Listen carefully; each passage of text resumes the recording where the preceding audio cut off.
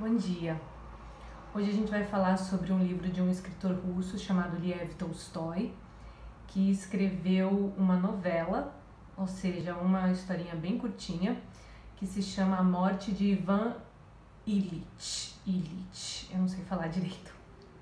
Dessa vez eu não tenho como mostrar o livro aqui porque o meu Kindle, eu tava lendo no Kindle, meu Kindle pifou e daí eu tive que ler no celular. Então eu vou tentar colocar com esses efeitos especiais essa capinha aqui.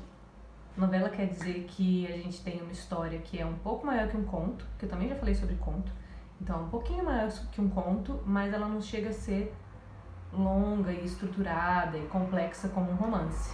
É uma história curta, mas não tão curta quanto um conto. É tipo assim, a gente tem, sei lá, o conto, a novela e o romance.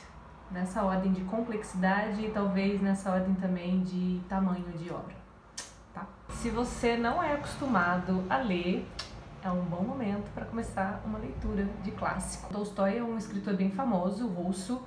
Ele escreveu grandes obras como Guerra e Paz ou Ana Karenina. Se você procurar lá nos clássicos e cânones, essas são as obras que ele escreveu, que são as mais famosas.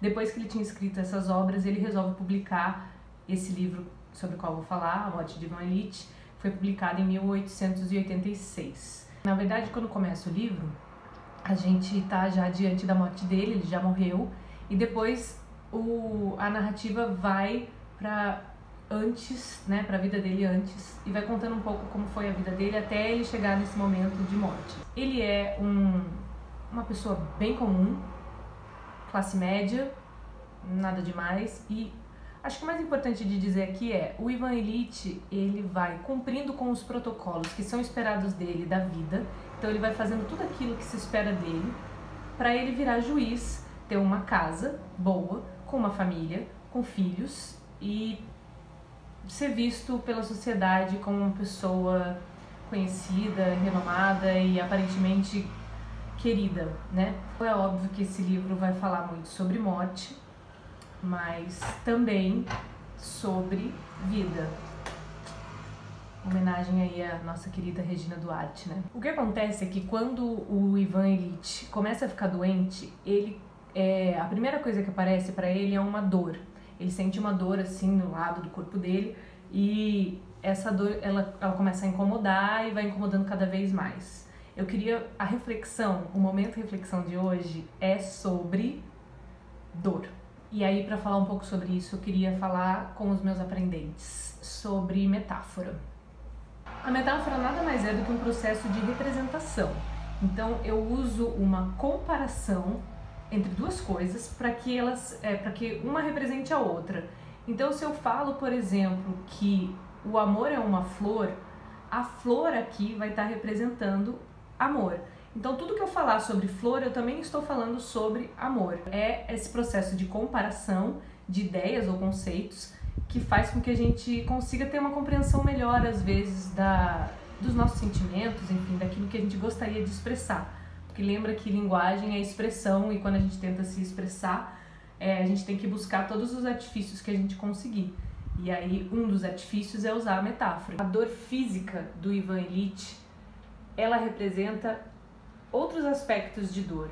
Ela representa, na verdade, angústias e questionamentos. O Tolstói está usando aí a doença para falar de um outro tipo de doença, que é essa da gente acabar repetindo comportamentos, achando que isso vai passar despercebido pela nossa vida, quando na verdade talvez isso seja o que causa efetivamente a nossa dor.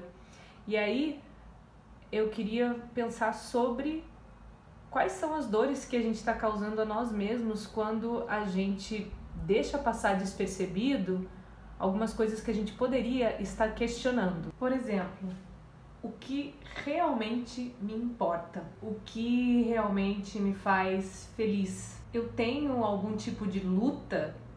Eu luto?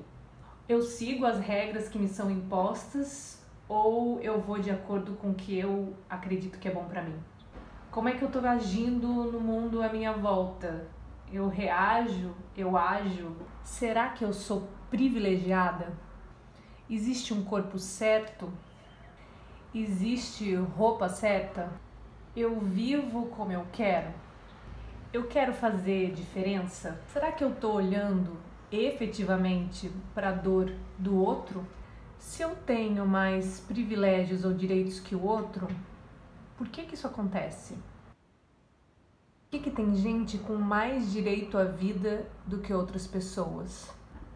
E isso me incomoda. Essas são algumas das perguntas que a gente pode fazer para tentar descobrir qual que é a nossa dor, qual que é o nosso incômodo. Eu acho que faz parte do ser humano, inclusive, a gente continuar fazendo esse tipo de questionamento e não ficar aceitando, como o Ivan Illich, as coisas que nos são impostas, as coisas que vêm pra gente como se fossem uma verdade, né?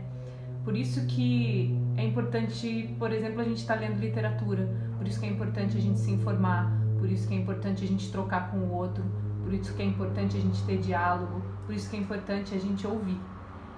Essas coisas é que nos fazem pensar mais sobre quem a gente é, quem a gente gostaria de ser e como a gente vai curar as nossas dores.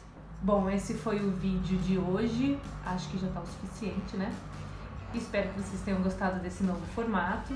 Eu virei completamente blogueira agora e se vocês puderem me falar o que vocês acharam seria ótimo, tá bem? Obrigada por você que aguentou assistir até aqui e um beijo de luz.